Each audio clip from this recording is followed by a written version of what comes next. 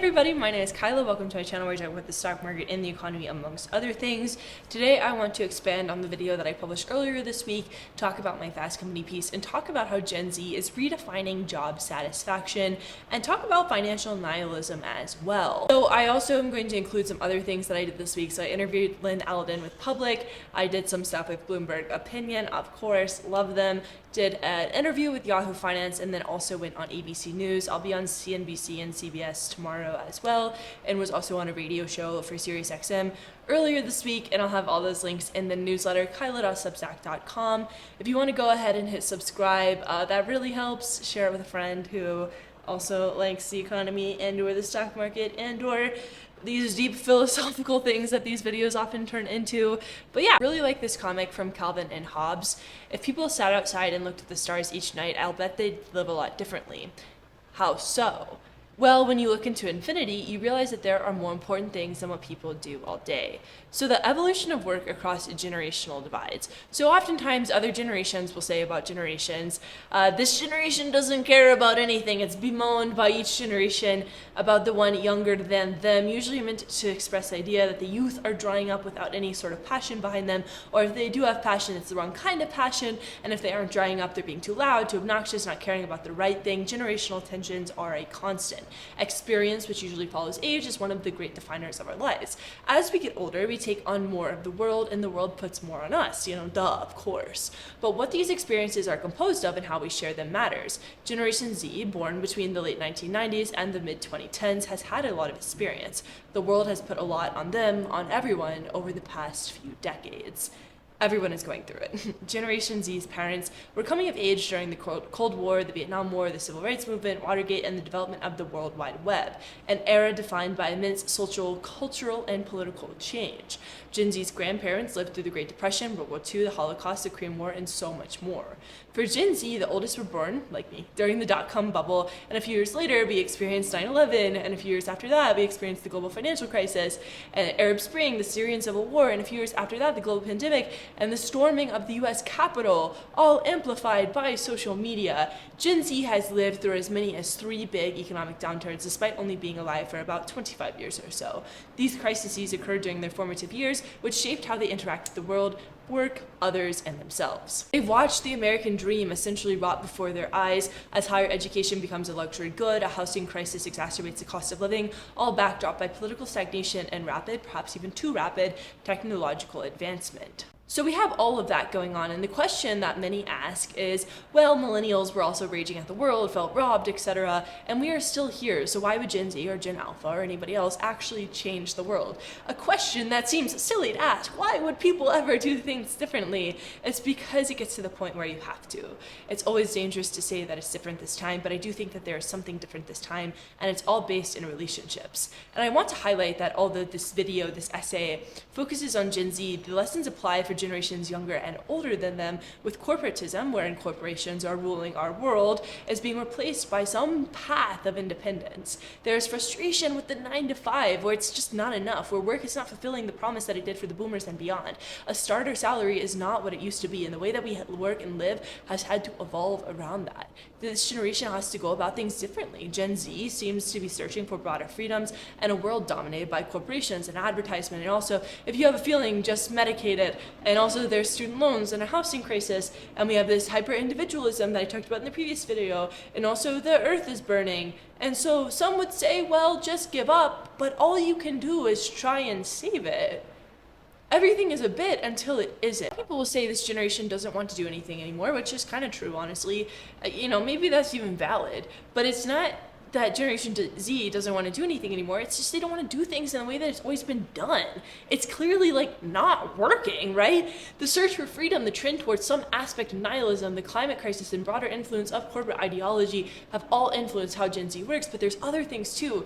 Economic downturns, the cost of higher education, the crisis in housing, and the stagnation of work has all shaped it has to shape how people think about career paths. But first, what happened? What shaped Gen Z? So the dot-com bubble. The dot-com bubble was one of the first time that retail investors got in on the markets in a really big way. And it was also one of the first really big, spectacular blow-ups that harmed a lot of people in a really big way. And there was, of course, crises that preceded it. We loved a good crisis across the world. The Great Depression of 1929, the oil embargo of 1973, the savings and loan crisis of the 1980s. But those were shaped by the decisions of governments and banks, whereas the internet crash felt much more localized, shaped by at-home speculation and venture capital mismanagement, which is still going on. We love how that continues to happen. An early part of Gen Z's identity was shaped by speculation and excess. The dot-com era was defined by big bets and little backing, with froth-framing dreams. There were sky-high valuations were the norm, based on future earnings rather than actual financial performance. Sounds familiar. A thematic that is pervasive in the markets across all of time, as we saw most recently with the crypto bubble and the aping of GME and AMC.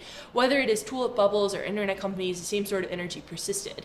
People wanted in, they wanted money, and they wanted it now. Being born into a time of market failure is very formative. Most of Gen Z was too young to remember the bankruptcies and the financial losses, but indirectly influenced their attitudes towards investing and thought patterns around hype and speculation.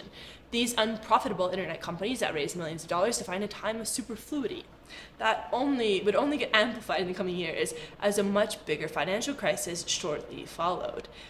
The 2008 Great Financial Crisis, this was tough. This was really tough. 2008 was much more impactful for most people in this generation. A lot of kids, myself included, saw their caregivers battle against uncontrollable economic forces. I was about 10 years old when this happened.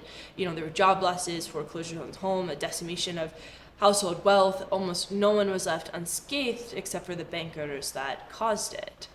For the younger generations, this impacted so many things. Millennials were, rightly so, very furious. Economic stability, job satisfaction, job stability, financial stability, all of that was a big question mark. Everyone had just watched a system fail, but in a way that they couldn't really comprehend.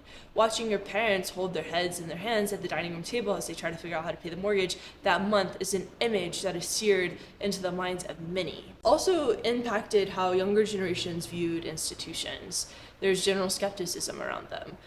This would be the second time in 10 years that they and everyone else watched things implode. It was a systemic failure that resulted in economic inequality and social disparities, and it didn't seem like the consequences were there for those that caused it. This was the golden age of grift. It had begun, and the first rug had been pulled. We were living in a world of fraud and deceit. Around the same time, social media started to pop up. Everything was broadcasted to the world, and for the first time ever, feelings became somewhat fungible, an interchangeable asset that could be traded for likes and retweets. The younger generation has grown up without many physical third spaces, a place to go that isn't work or home or school.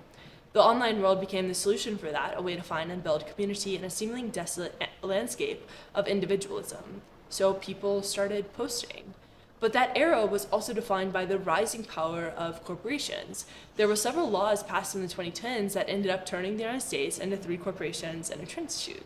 This era gave a lot of freedom to advertisers. This era gave a lot of freedom to corporations, but also gave a lot of power to advertisers. Advertisement became the economic model for the 2010s. Our entire nervous system became a profit machine for anyone that could serve a fast-paced, pleasure-producing candy dream. Eyeballs became monetization tools, which created a strange layer of interaction between the consumer and the advertiser. You are really nothing but clicks in the grand scheme of making money, and they are going to make you click. Somehow. Of course, all the buildup from the dot-com bubble to the 2008 crisis was exacerbated by the pandemic of 2020. For the Zoomers that were still in school, online learning replaced in-person lectures and shifted socialization. For the Zoomers that had just begun their careers, like myself, work from home became the only option if you were part of the laptop class. And of course, death was the only constant during a time of immense uncertainty. This shifted how a lot of people thought about work and life. People that we titled as essential workers still had to go into work, those in service, medical, transportation, agriculture, etc. Everything that was wrong from before the pandemic only got worse during the pandemic. For the past 40 years, we've seen productivity increase, but wages have remained relatively stagnant. The minimum wage hasn't picked up at all. The cost of living has skyrocketed, especially during the recent inflation crisis. And then we have all watched this horrific treatment of essential workers who were the people that kept food on the table, who worked in the meatpacking plants, who staffed the hospitals for those that were sick. We all bore witness to the eventual degradation of that treatment. Nurses didn't have enough PPE and still had to, they had to wear trash bags. Factories were overrun with COVID, yet workers were still forced to come into work. The teachers tried to keep kids safe in a world that seemed increasingly built to kill them, and countless other examples. all of that is going to shape how anybody thinks about work. When we started getting to the other side of the pandemic, the narrative quickly became about getting people back into the office, the labor shortage, the need for more workers now. We never really stopped to grieve. And when I say that, people kind of chuckle because they're like, how could we stop? We all bore witness to something that was very painful. Some of us were on the front lines of it in a way that I can't even imagine how impactful that was. It all became about getting the economy booming again. For education, there's a lot of gaps in the steps between education and work for both trade school and university education. For trade school graduates, there's a tendency for employers to not want to train employees up because of the cost, along with a myriad of other problems with getting new people into trade roles. For university graduates, there's no real guarantee that you're going to find a job, especially not a job in the major that you studied. In the United States, healthcare and benefits are tied to employment, which is kind of silly. There's no real safety net. If you stumble, you can stumble pretty hard, and it's freaking scary. Traditional work hasn't really worked over the past decade or so, hence the rise of the gig economy and other income streams to try and plug the economic gap. People are trying to put together puzzle pieces that never really fit quite right. There are a lot of other things that influence how we interact with each other, but in recent years, the domination of brand has been a big one. The rise of direct-to-consumer and e-commerce in the 2010s really shaped how people consumed and how they participated in online spaces. The puzzle pieces were what you were wearing, but also why you were wearing what you were wearing. The economy is built around consumers. Consumer spending is 70% of GDP, meaning that's the core driver of how the economy moves and grooves. And of course, the consumer is designed to consume. We live in a world driven by fast fashion and nanosecond trend cycles. Because of the focus on consumption across most aspects of our lives, it ends up being a defining feature of the younger generation because it's subculture on top of subculture, a way to identify with several different groups simultaneously. In the era of the internet, you can be anything and everything and also nothing. And of course, this isn't that way for everybody. I hope that people realize when I say things, that's generalizing, that's how we have to speak. But there is hyper-online aspects to existence that influence how and what we purchase. But this freedom can end up being really restrictive. If you can be everything, if you can completely define yourself, but only through the lens of the content you consume, who are you? As social media demands a curated, although not necessarily perfect, self-image, are we our selfies? And do our selfies represent us at all? Online spaces have really become where we hang out. Reddit, Twitter, rest in peace, Instagram, YouTube, Tumblr, pre-Yahoo acquisition. You are what you do on the internet, at least to a certain extent, which is good. I certainly love the online world, but it also creates a sense of individualism because we're never really together. We are always kind of talking to figments of our imagination. This is a thread of hyper-individualism, something that the United States is already really well known for. We crave community, and online spaces offer aspects of that, but not in the way that we might need it to. That's shaped how younger generations interact and talk to others with a preference for digital interface versus actual face-to-face.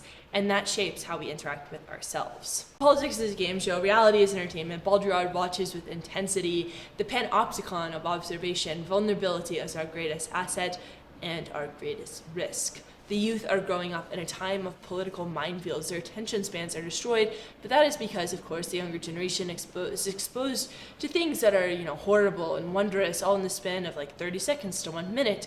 How can anybody sort of retain information in that environment? As I talked about in the previous video, this constant scrolling tells us that nothing is really worth anything, and if we keep on scrolling, maybe we will feel normal. And algorithms end up building themselves around us. Algorithmic identity is a big part of all of this. How are we defined by what we consume online? And we are defined by what we consume online because algorithms decide that for us. When you watch blood spill from a fellow human out of the screen from your magic glow box, it creates a sense of distance. And we're always pixels, as I talked about, away from disaster. Yet there's this gap there of how do we even begin to cross it. And this is a function of the broader attention economy too, where everything that happens is the opportunity for you to become a star. It's all eyeballs for monetization. Because we are all constantly exposed to horrors beyond our wildest dreams, we tend to treat the images of suffering as doing something about the suffering that we are bearing witness to. And that's the thing about younger generations. They've seen suffering images every day that are similar to ones of the Holocaust and the war that shook Susan Sontag so hard she ended up writing a book denouncing photography entirely.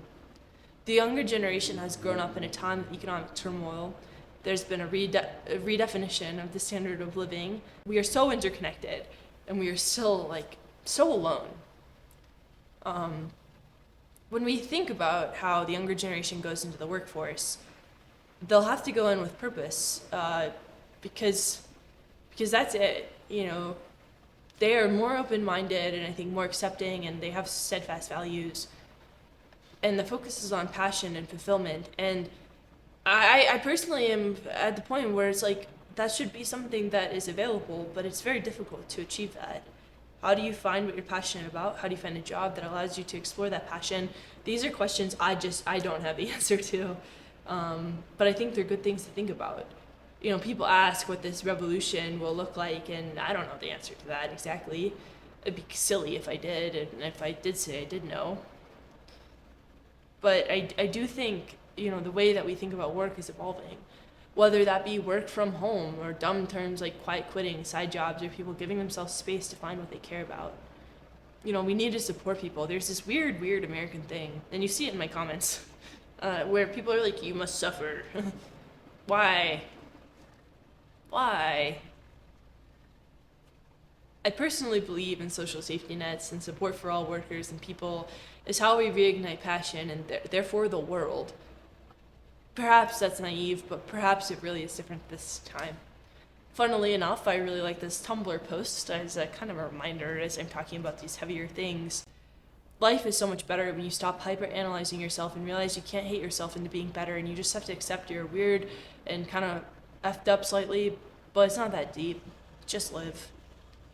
Thanks so much for hanging out. Thanks so much for spending time with me. This is Kyla.substack.com. Also, the podcast Let's Appreciate on TikTok and Instagram and Threads, and kind of ironic as I say that, but hope you all are doing okay, and I'll talk to you very soon.